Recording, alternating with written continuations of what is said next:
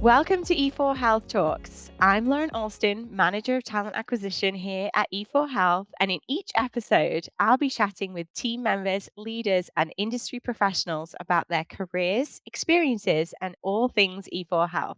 Thanks for tuning in. Okay, welcome back to another episode of E4Health Talks. I am Lauren Alston, Manager of Talent Acquisition at E4Health, and I am joined today by my wonderful team, the Talent Acquisition Girls of E4Health. And since earning the Great Place to Work certification for the last 5 years, we thought it'd be fun to pull back the curtain on what recruiting really looks like and what makes E4Health different. If you've ever received a LinkedIn message, a phone call, a text, an email from E4, it's probably going to be one of the girls here. So let me introduce you to them. Carly, why don't you go first? Tell us a little bit about yourself. Hi, I'm Carly. I am part of the talent acquisition team here at e4health. I started originally as an abstractor and did a project and then kind of moved into the recruiting space. So I recruit for coding, auditing, CDI, and I actually get to help now recruit for the abstraction projects as well.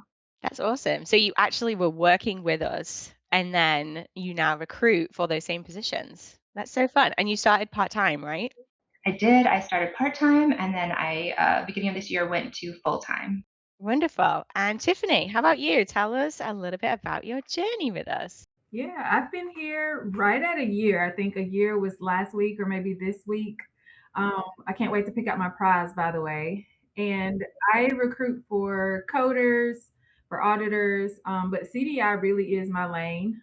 So I love the CDI nurses that I get to chat with and to help bring on board to that team. So yeah, that's what I do. Awesome, awesome.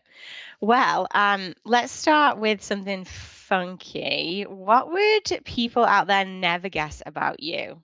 Tiff, why don't you tell us something that everyone might want to know? I'm a children's book author. I do have a children's book that I wrote a couple of years ago during the pandemic. And yeah, I am working on my second book, so that's pretty cool. But most people don't really know that. But yeah, Mm-mm. So, what's the new book about? the new one is actually I'm writing it with my daughter. So we started that maybe last year. It's about loving your hair. That's awesome. I love that. Very cool. Carly? So when I am not recruiting, I actually am a travel agent as well. So I probably have a trip I'm planning or maybe 17 tabs opened in my brain with different destinations and yeah. When you joined us, what is something that surprised you after joining E4 Health? You joined the talent acquisition team, you've learned, a bit more about us and your daily duties. What is something that surprised you, Carly? I would have to say probably the amount of admin work, behind the scenes things that go on just to kind of fill a role and find the candidates and connect with people and yeah. That is a great one. That's a really great one. And you're absolutely right. People do not expect that, how much behind the scenes work there is. So, yes, definitely that is surprise. It still surprises me every day. I'm like, wait, this again? Tiff, how about you? One thing that surprised you? I would say like the collaboration between the TA team, HR, and the hiring managers, the ops side, the sales team. Usually you're kind of like in your own group and then that's it. You don't talk to anyone else. You just send them on their way. But this team, we're all working together. We have, the same end goal. Which is really cool to see that, there's no dumb question. Like everyone really helps each other. Hey, can you do this? Hey, can you do that? Um, so yeah, that's what I would say was that surprised me.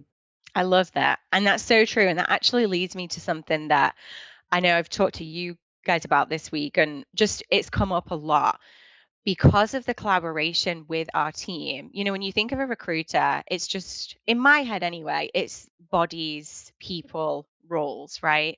But talent acquisition is so much more. And it's that collaboration with the hiring managers, with the HR team, making sure everyone is on board on the same page and acquiring the talent for the right role, making sure it's the right fit for the client, the candidate as well. I mean, it's so much more than just bodies and recruiting. I think that that ties in perfectly to how talent acquisition is so different. And I did post about that on LinkedIn the other day, just kind of my thoughts I was thinking about. And we call ourselves recruiters. Like, I don't think we'll ever stop that, but I think the job is so different. So, as I said in my intro, we did just receive our fifth Great Place to Work certification, which honestly I think is amazing. 5 years to recertify. This was our highest scoring year ever across departments, which was fantastic to read.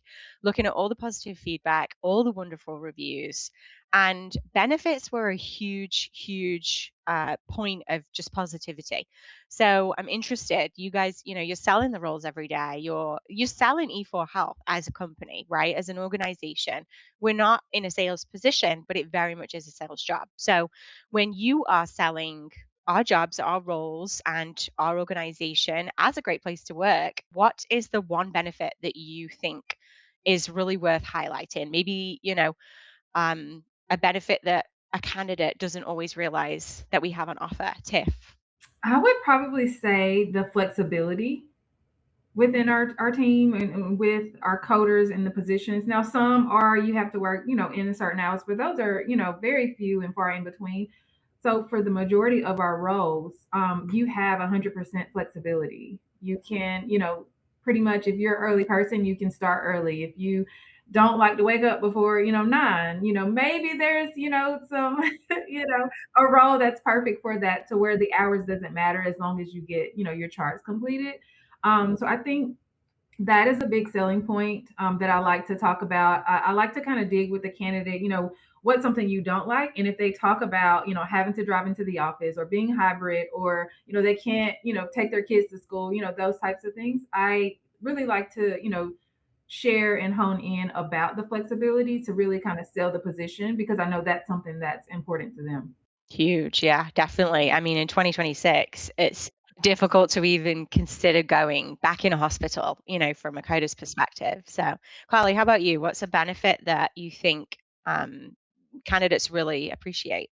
Yeah, I think I've been hearing this kind of more and more in calls, especially for like our full-time coding auditing roles. The benefit of having like the free CEUs and the membership and education reimbursement that we do offer. I think that a lot of people are appreciative of that. Yeah, over 350 AHEMA, AAPC, and ACTA CEUs. So we're across the board.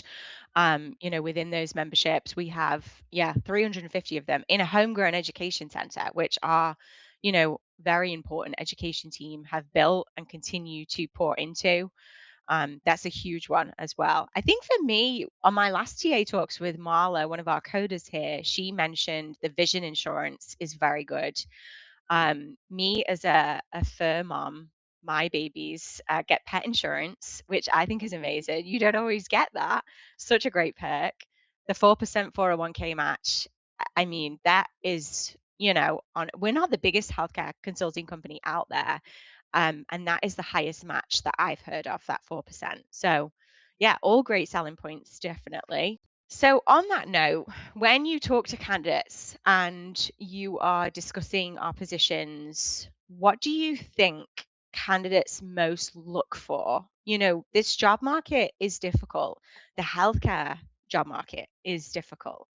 When you talk to the candidates, and Carly, you said this earlier that you've heard it a lot on calls, what do you think the candidates are looking for, and what makes us stand out from all those other consulting companies in the industry? Yeah, I think, and to kind of bounce back to tip, the flexibility that we are able to offer, um, the communication. I think being able to reach out to your managers or, and get that response from them. Teamwork, I've heard that, like team, being able to still feel like you're a part of something, even though you're all in different locations, Yeah. around the country, Yeah. and just, feeling like you're not just a number. Yeah. What I've been hearing a lot. Agreed. Tiff, how about you? What's the biggest thing that you notice? I would say, again, flexibility. having that schedule with the work life balance, but then also like their leadership. I know candidates, especially here recently, have been, really talking about, why they're looking to make a move, leaving one company to go to another one and kind of, shopping around. That's really important to them, not getting on under someone where they don't like going to work, even if it's down the hall in their house. I think that's really important.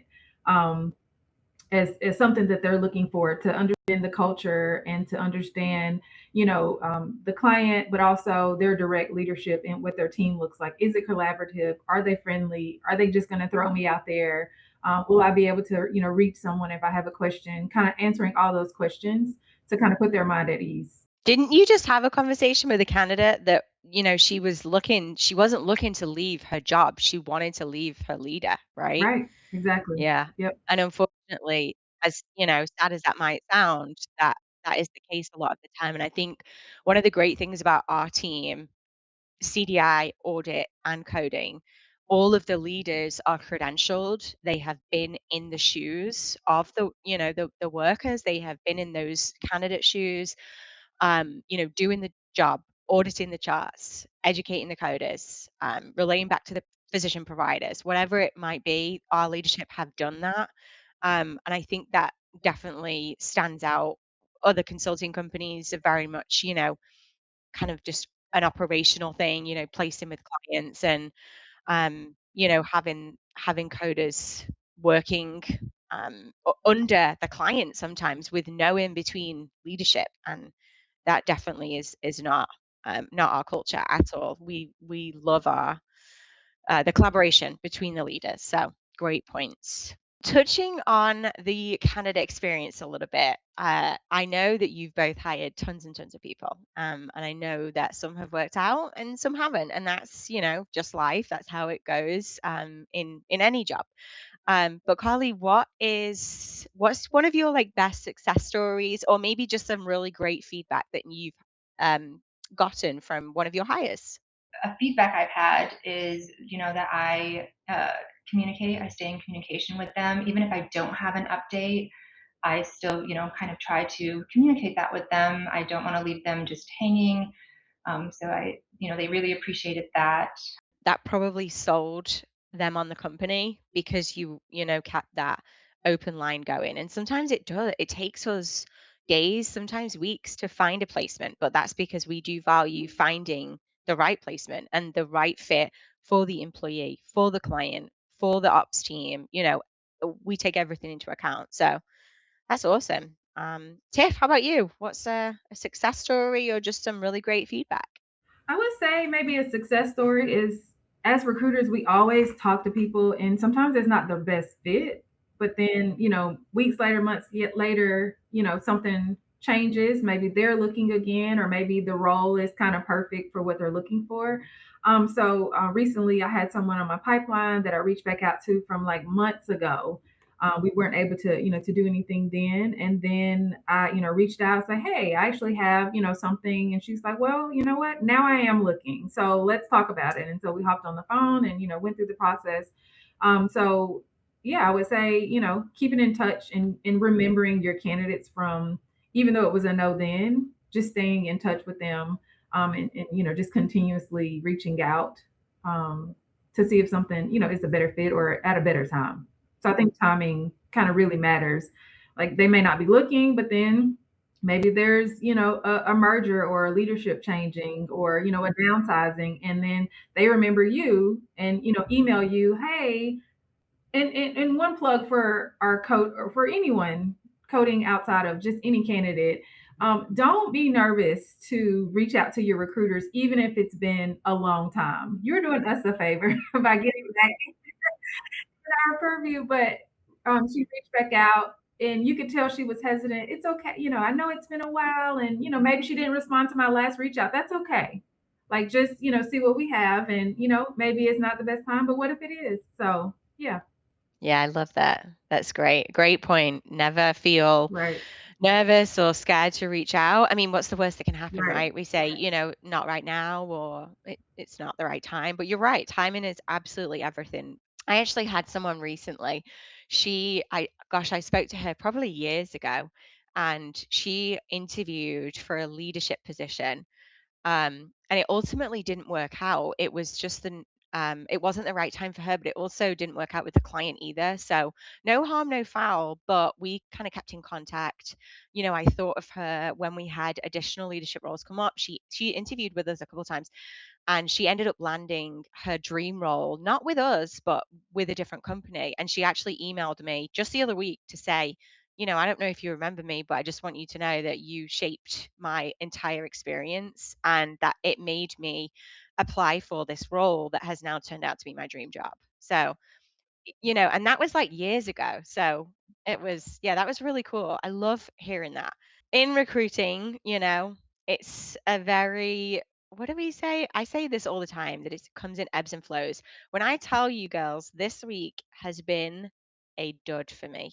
Every call has either not answered the phone, has, just not been engaged in the conversation, to be honest, not taken, testing for the next steps. And then, but 2 weeks ago, there was, three different roles filled. So ebbs and flows in recruiting for sure.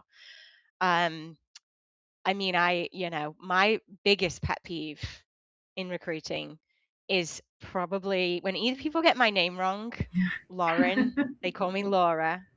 That's probably a big one. And then recruitment wise is when I get a nasty reply because they don't have the qualifications that maybe we're looking for. That would be a pet peeve for me because we're all human. We're all just trying to do a job, right? And so, yeah, I do think candidates out there, keep that in mind. We're not trying to be mean. Tiff, what would you say is one of your biggest pet peeves as a recruiter?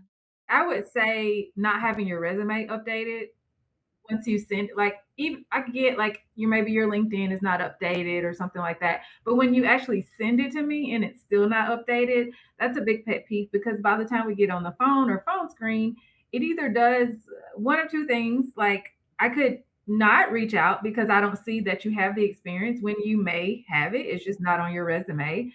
Or I get on the phone and I'm talking about, oh, so you're still at such and such, hospital. Oh, no, I left there 4 years. Well, wait a minute. So what are you doing now? Or, what have you done since? Or, all of that. So keep your resume updated. Even if you're not looking, keep it updated. Update it as you change roles. If your job title changes, but then even in that, even if it's updated, have some bullets, have what you've been doing. Make sure those keywords are in there so that when we're searching, we can see and, kind of go back to pull from your resume. Whereas if it's not on there, we don't know you have that experience or we assume that you don't. Keep your software on there. If you're Epic, if you're 3M, add it all, even if it's been a long time ago. All your different specialties, just keep it updated. Yes, specialties are a big one. If you code trauma, transplants, burns, we want to see that. That is the good stuff that makes us our ears perk up. So yes, top tip, Tiffany. Carly, how about you? What would you say is a really kind of pet peeve that you've learned in your recruitment journey? Keep the resume updated, add those facilities that you've coded for if you're a contractor. That really helps us as well. And then, equally, like we were talking about earlier, recruiters can ghost, but so do the candidates. So maybe we've made it through, and you've taken the assessment and you've done, gotten to that final point. We want to send an offer, and then all of a sudden now we can't get a hold of you, or just let us know too. Like, maybe you've accepted another offer, or are no longer interested. That's something that I wish happened more. So, Tiffany, if someone were going to apply on our website, e4health, open positions, career opportunities, tell me what happens when someone applies? What are the next steps? What should they expect? When they apply, if they upload the resume, upload all of their information, we get a notification in the system. And, depending on the role, depending on the recruiter, we'll go through the new applications. We really try to stay on top of those, sometimes same day, sometimes within 10 minutes.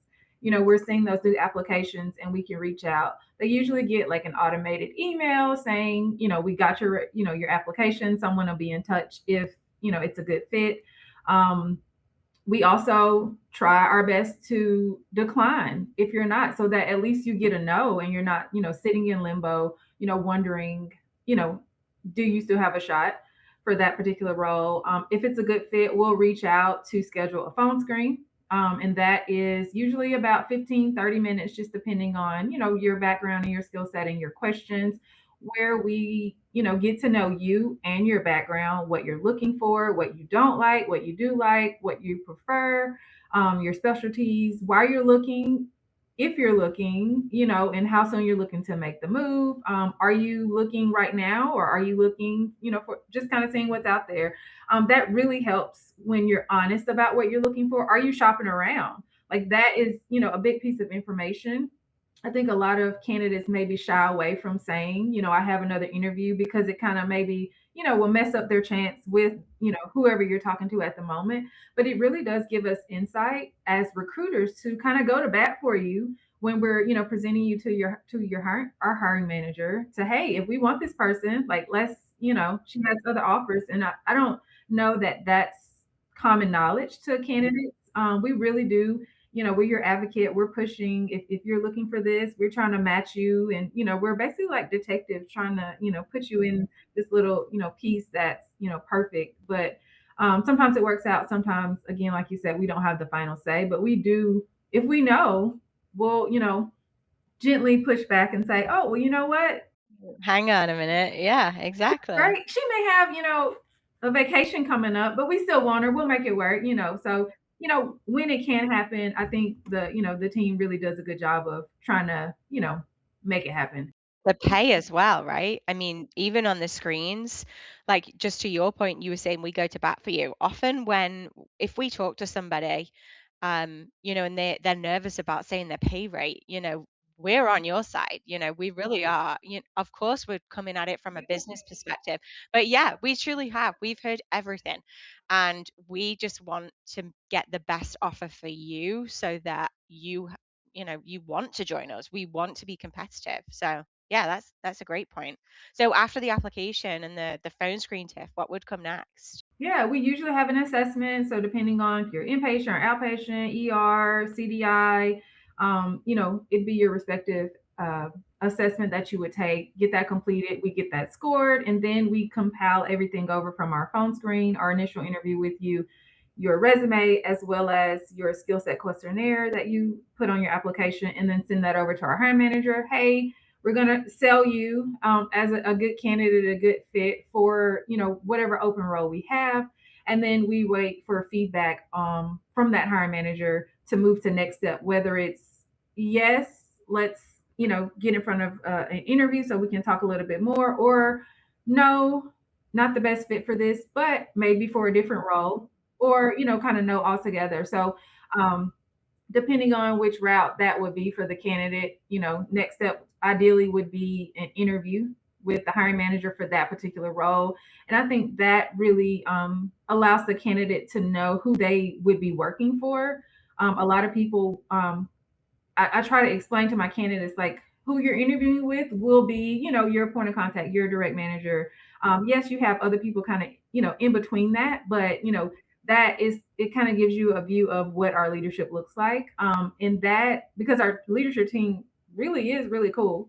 They, I often hear like, it was between this, company and this offer, but I really liked, Michelle. Oh, Michelle got a shout out. Go, Michelle. So that really, kind of helps, sold me onto, y'all's particular role. So I've heard that a lot, that, is that, would that really be my man? Okay. Okay. I'm good. Because, yes, bills need to get paid, but also like, what is it like when you have to go to work every day and you're working under someone that, is just making you miserable? Nobody wants that. So, being able to say, yep, like that's your team, and get a good, they're down to earth, and, just the warm and fuzzies on both sides. So I think that's a really nice thing that our company, I think, has. Then from there, it depends on the client. Sometimes it's an additional client interview, um, and then after that, if it's a yes, then you get an offer. And we move quick, right? I mean, we move really quick when it comes to offers. If we want you, we want to be competitive, we move quickly. So, yeah, great overview. And just going back to your point as well, I know we touched on it earlier, but yes, we aren't salespeople, but we are selling. And yes, we're selling roles to candidates, but you're absolutely right. When we get the candidate in front of the hiring manager, we're selling them to the hiring manager then. So we've done our part, trying to sell the candidate to the organization. And the next step, we want to sell the candidate to the hiring manager and the operations team. And that's why we encourage you on your phone screens, don't leave anything out. That gives us the ability to just present you in the best light. So when you're interviewing a candidate, what questions do you hear the most? What is something that candidates often ask you? So they ask me a lot about the flexibility of the role, how long the role may be lasting. They do tend to ask me sometimes about like productivity and workflow. So I kind of have to let them know that that would be more of the hiring manager interview. Like that would be where they could ask that. They do ask a little bit more in depth sometimes about the benefits. I have been hearing more questions about the culture of our company as Mm. well. And I really love to be able to answer that one because I think that our culture is great here. It's something that we don't see in a lot of those bigger corporate, companies that some of these candidates and people are coming from, and they genuinely get excited and really, want to join the E4 Is it because we just won Great Place to Work for 5 years? I I think that has I something to think do. so. really want to, yeah. Yes, that's not 1, not 2, not 3, not 4, but 5 years in a row. 5 years of a great place to work. So, well, I guess, Carly, you can piggyback on that then. Why is the culture, not even as a recruiter, but just as an employee, what do you value about the culture here? My voice and the voices of all employees actually matter. People, executives and things like that, managers, they actually want to hear, the good things and the bad things. I love that the Culture Council exists and meets and really does try to put, those concerns or those things that may be working for one department, and letting the other departments know. I love that we get to do ornament exchanges at Christmas, or the book club that Christine, puts on is amazing. We just did the wellness challenge, which was a little bit of a friendly competition between the I don't departments. know if it was friendly. I mean, we were in competition. Yeah, and that, just things that keep us connected, keep it, not just all work, but there is a little bit Mhm. of fun as well. Yeah, that's what I Mhm. love. Well, I know we all participated in the wellness challenge. There was some amazing prizes. So tell me what prizes you guys chose, because I mean, they weren't just like a $10 Amazon gift Yeah, card. I they mean, we were got some good legit. stuff. So, Yeah. Tiff, Yeah. what did you choose? I This is kind of big bag. I chose a pizza oven. It was really cool. It sits on That's our grill awesome. and we can make homemade pizzas in like 3 minutes, and it's so good. We've used I it and love it's really that. fun. Have you tested it? Yeah, Yeah, and they're good? it's they were great. That's awesome. I love that. Carly, how about you? What prize did you choose? So my son wanted me to get the juicer, Okay. I that he know you didn't choose I that. did not get the juicer. I ended up getting a hammock for my Ooh. outside. It's Fun. a double hammock. They're really nice, big one. Yeah, Oh, have you tested it yet? I have. I feel like those gifts together, like eating pizza in a Yes, hammock, Yeah. that sounds perfect. yes. So it was a great challenge. And yeah, hope to do lots more. Okay, so Tiffany, I know you've been in the industry for a long time, right? I mean, you've been recruiting for how many years, would you say? I think like 9, maybe 10. 9 years. Mhm. Okay. And you've recruited in a lot of different industries as well. Right. How would you compare your previous industries to this one? Like this healthcare kind of, it's really a niche kind of industry as well. So how would that compare for you? Yeah, I would say it's niche. I've done healthcare before, just kind of maybe in a different capacity. But also I've done, digital or IT or oil and gas, and then corporate, just your typical corporate roles.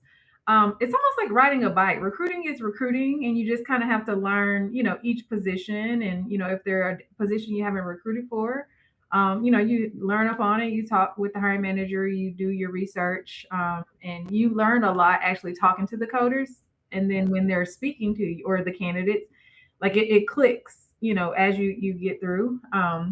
So you become being able to, speak to ICD-10 and, all of those, cool different things that you wouldn't necessarily know, just random facts, about, different things. We're not always just looking to check a box. We're looking at, personality fit, we're looking at culture fit, we're looking at, schedule fit, all of that kind of plays a factor kind of once we know you're qualified. And then we can kind of, look and see what we have open versus, we only need X, Y, and Z.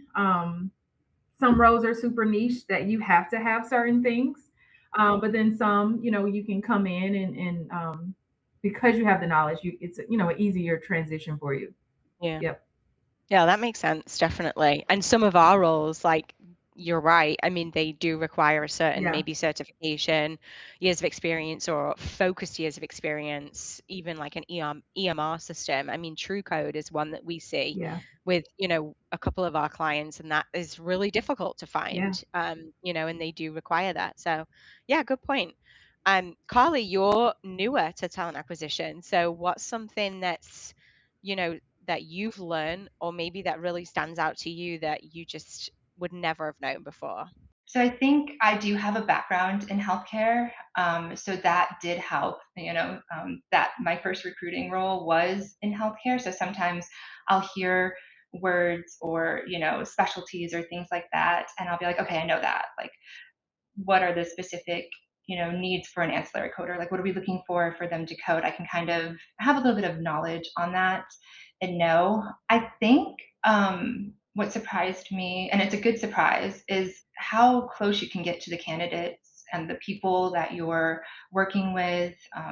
You know, whether it's the ops team or HR, because we need some help from them and stuff. And then just the candidates, the people you're speaking with, it becomes those the phone calls, those text messages back and forth, the emails, you just kind of make a connection. Yeah. And I really don't know if that's more of a surprise or something that I just really enjoy and I love Yeah. finding out about this role. No, I think you're absolutely right. I think that's something that probably you don't think about. But yeah, I mean, you get, text messages like, hey, I need to reschedule this interview. My husband's in the hospital, Yeah. and then the next time you speak to them, like, hey, how's your husband? Like, you really do form that connection. And I totally agree. I think that's one of the beauties of just talent acquisition in general, being able to form those relationships. And I think that is, I mean, it's a selling point for the candidate, but then it makes, as a recruiter, you want to help this person, right? You want to place them. You know that this is going to be a great fit for them. They're miserable in their current role, and E4 Health will provide everything that they're looking for, better culture, better leadership, whatever it is. So yeah, I totally agree with that. When you guys are reaching out to people, what's your fishing tactic? Like, what do you do to get candidates on the hook and interested? Like, how do you communicate with them? What do you think works better? Because Tiff, I know you prefer a phone call, right? Like, you love to chat with them on the phone. Do you think that just creates that connection quicker?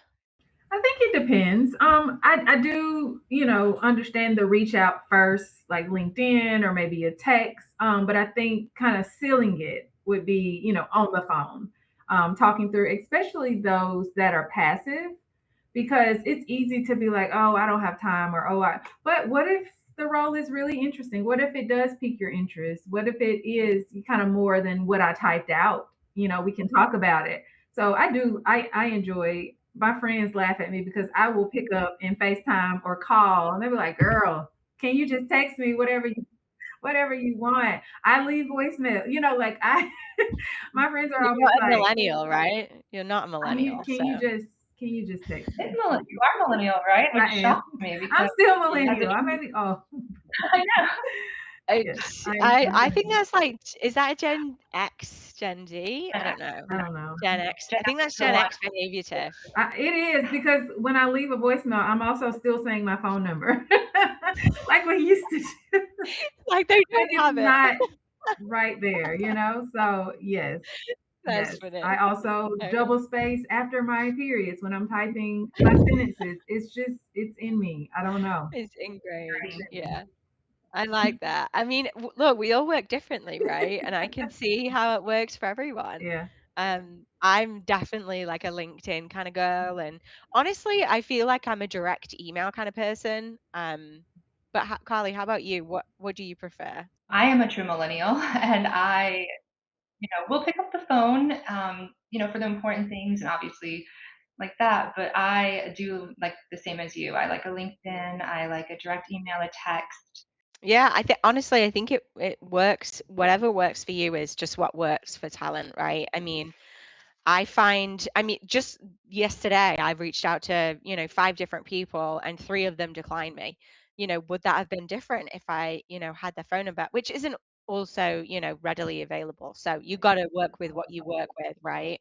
I know we're on Indeed, we're on LinkedIn. I mean, if we, have you in our database, we'll try and reach out that way as well. But that's why we encourage you guys to reach out to us. We'll put our emails on the screen.